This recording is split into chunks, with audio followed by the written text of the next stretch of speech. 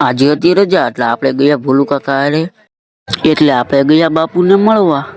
અને વિડીયો સારો લાગે તો છેલ્લે સુધી બન્યા રહેજો ને લાઈક સબસ્ક્રાઇબ કરતા જજો મારા કલેજાઓ. તો મિત્રો તમને પહેલેથી બતાવું તો ચાલો આપણે જય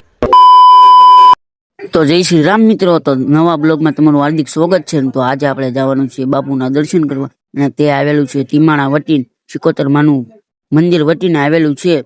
તો ચાલો આપણે જઈએ દર્શન કરવા બાપુના. તો ફાઇનલી મિત્રો આપણે પહોંચીએ છીએ બાપુના ધામે. તો આ છે એનું લોકેશન. જો મિત્રો આ બધી કેવું સુંદર નજારો છે મસ્તિકાનો. તો આપણે આગળ જવાનું છે, તમને બાપુના દર્શન કરાવવું અને મંદિરના દર્શન કરાવવું. વિડીયોમાં છેલ્લે સુધી બન્યા રહેજો મિત્રો.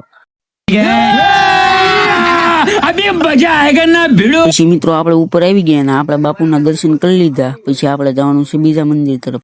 તો આપણે ચાલી રહ્યા છીએ બીજા મંદિર તરફ, અને એ મંદિરમાં મિત્રો જગન્નાથ ભગવાનની મૂર્તિ સ્થાપન કરવામાં આવી છે.